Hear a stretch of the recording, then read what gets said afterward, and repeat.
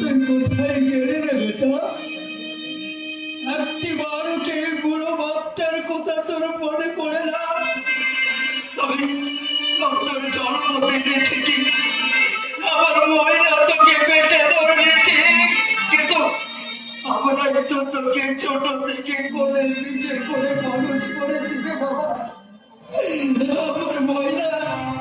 আমার মহিলা যে তোকে তার নিজের বুকের দুধ খাইয়ে তিল করে বড় করে তুলেছে, তবু কি সে তোর মা হতে পারেনি? আমি কি তোর বাবা হতে পারিনি রে বাচ্চা বেটা? বল না বেটা, তুই বল। বাবা, আবার তুমি কাঁদছো? তুমি তার জন্য কেন কাঁদছো বাবা? সে তো আমাদের কেউ নয়। তাহলে তুমি তার জন্য কেন কাঁদছো বাবা? একদম কাঁদবে না বলছি, তুমি একদম কাঁদবে না, একদম কাঁদবে না। আমাকে কাঁদতে নিষেধ করে তুমি কেন তার জন্য কাঁদছিস রে হতভাগী? তুই বলতে পারিস আমার না হয় সে কেউ নয়, কিন্তু তোর কে রে? তাহলে কেন তুই তার জন্য শুধু চোখের জল ফেলছিস রে? তার জন্য কাঁদতে পারি বয়ে গেছে। সে কি মানুষ?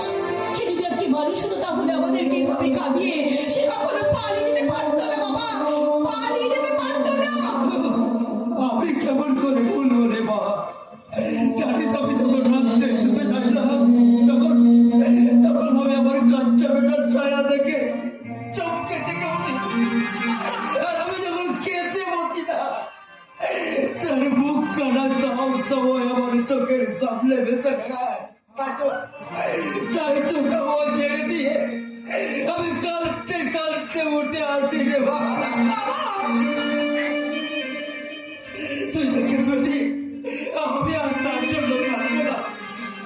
সে যখন আমাদের জন্য ভাবে না, তাহলে আমরা কেন তার জন্য শুধু শুধু ভেবে থাকবো?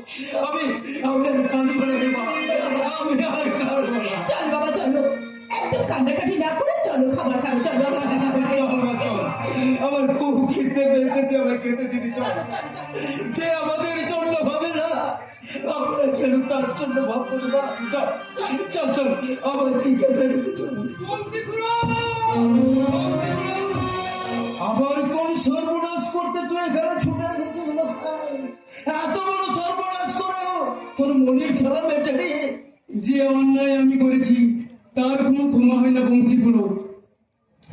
তুমি আমাকে নিজের হাতে গোলাটাকে শেষ করে দাও।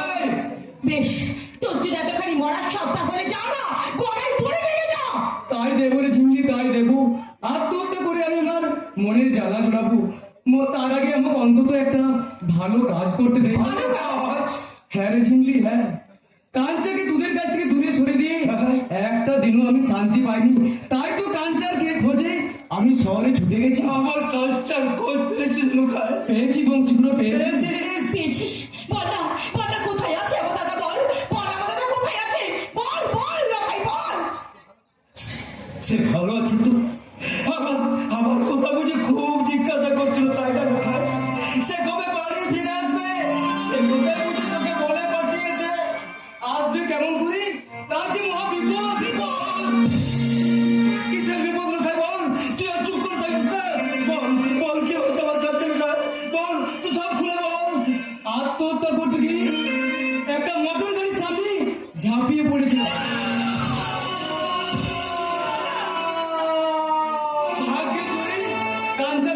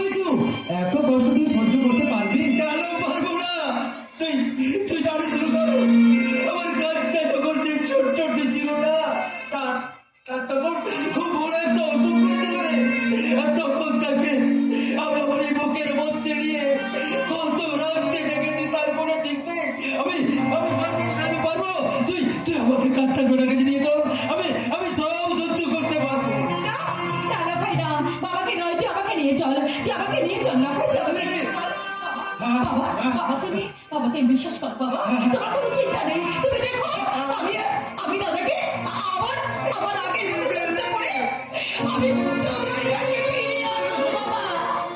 আমি দাদাকে সুস্থ